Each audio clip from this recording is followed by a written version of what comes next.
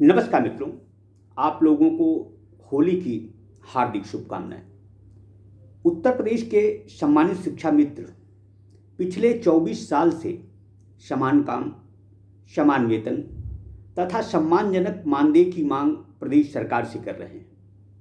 उम्मीद थी कि योगी सरकार में इन्हें इंसाफ मिलेगा, लेकिन यहाँ शिक्षा मंत्री ही शिक्षा के अग्रदूतों का भला नहीं चाहते। अपना लगभग संपूर्ण जीवन शिक्षा को देने के बाद ये शिक्षा मित्र सोते जगते अब अपने आप से ही पूछते हैं कि उन्होंने शिक्षा की राह क्यों पकड़ी।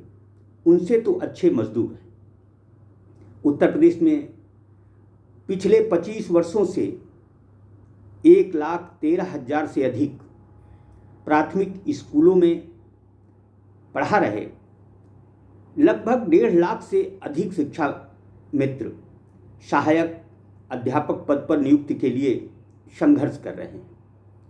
महंगाई के इस दौर में उन्हें सिर्फ 10,000 रुपये मासिक मानदेय मिल रहा है। उत्तर प्रदेश में शिक्षा मित्र योजना के तहत जनवरी-फरवरी 2001 से शिक्षा मित्रों की नियुक्ति ग्रामीण क्षेत्र के स्कूलों में 2,250 रुपये मानदेय पर की गई थी। तब न्यूनतम अर्हता इंटरमीडिएट रखी गई थी। प्राथमिक स्कूलों का भाग्य बदलने को यह योजना पूर्ण रूप से 1 जुलाई 2001 से शुरू हुई। स्कूलों में पढ़ाई शुरू करने से पहले शिक्षा मित्रों को 1 महीने का प्रशिक्षण दिया गया, जिसके लिए उन्हें उस 1 महीने के लिए 400 रुपये मानदेय भी दिया गया था।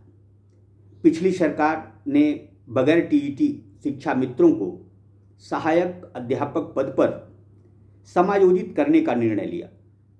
समायोजन के पहले शिक्षा मित्रों का मानदेय 3,500 रुपये था, जबकि शिक्षक बनने के बाद तकरीबन 28,000 रुपये वेतन इन्हें मिलने लगा। हालांकि इस मामले में सहायक शिक्षक कोर्ट चले गए और शिक्षा मित्रों की नियुक्ति को जायज़ नहीं ठहराया। जुलाई 2017 में शिक्षा मित्रों का सुप्रीम कोर्ट से भी समायोजन निरस्त हो गया। समायोजन निरस्त होने के बाद योगी सरकार ने अगस्त 2017 में उनका मानदेय 3,500 रुपये से बढ़ाकर 10,000 रुपये मासिक कर दिया। तभी से उसी मानदेय पर ये शिक्षा मित्र प्राथमिक स्कूलों में सेवाएं दे रहे हैं। सरकार ने कहा था कि भर्तियों में शिक्षा मित्रों को प्रतिवर्ष 2.5 नंबर के हिसाब से अधिकतम 25 नंबर तक का भरांक मिलेगा, लेकिन सुप्रीम कोर्ट से समायोजन निरस्त होने के बाद शिक्षा मित्रों के हकों की सुध लेने की कौन कहे, उन पर लाठी डंडे बरसाए गए। सरकार यदि शिक्षा मित्रों को जरूरी समझती है तो उसे सम्मानजनक मानदेय मिले तथा समायोजन की प्रक्रिया भी पूरी हो। सीधी सी बात है, जिस प्रदेश में प्राथमिक शिक्षा का अग्रदूत ही खुश नहीं होगा, उसका भगवान ही मालिक है। जिस तरह से उत्तर प्रदेश में शिक्षा मित्र लंबे समय से अपने मानदेय की लड़ाई, अपने हक की लड़ाई लड़ रहे हैं, कुछ इसी तरह उत्तर प्रदेश के मिडिल स्कूलों में सेवाएं दे रहे अनुदेशक भी मानदेय को लेकर खासे असंतुष्ट हैं। उत्तर प्रदेश के अनुदेशकों को सिर्फ 9,000 रुपये मासिक मानदेय मिलता है। महंगाई के इस दौर में कोई शिक्षा मित्र 10,000 रुपये में तथा अनुदेशक 9,000 रुपये में अपना व अपने परिवार का गुजारा किस तरह करता होगा, यह बात भी सरकार की समझ में नहीं आ रही। दरअसल एक तरफ सरकार स्वस्थ उत्तर प्रदेश के लिए हजारों करोड़ का बजट तय करती है, तो दूसरी तरफ भावी पीढ़ी को निरोगी रखने वाले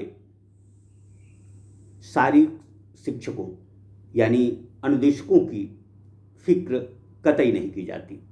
यह बहुत ही दुखद है। देखा जाए तो योगी आदित्यनाथ की सरकार में एक खेल प्रशिक्षक को भी 20 से 25 हजार रुपये मिलता है, वहीं शारीरिक शिक्षा की तालीम देने वाले अनुदेशकों को सिर्फ 9,000 रुपये क्यों दिया जाता है, यह समझ से परे है।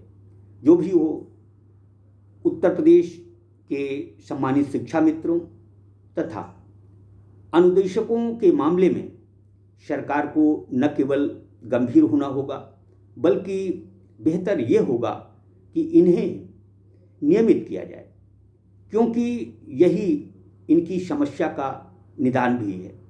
देखा जाए तो बहुत से शिक्षा मित्र उम्र के उस पड़ाव पर पहुंच चुके हैं जहां 1-2 साल बाद वह अपने आप सेवानिवृत्त हो जाएंगे। ऐसी स्थिति में यदि सरकार उन्हें नियमितीकरण का तोहफा नहीं देती, उन्हें सहायक शिक्षक नहीं बनाती, तो उनका जीवन ही बर्बाद हो जाएगा। उम्मीद है कि योगी आदित्यनाथ सरकार मानवीय पहलू पर ध्यान देते हुए इन शिक्षा मित्रों और अनुदेशकों के आर्थिक मामलों पर ध्यान देगी तथा इनके मानदेय में सम्मानजनक बढ़ोतरी की जाएगी। जय हिंद, जय भारत।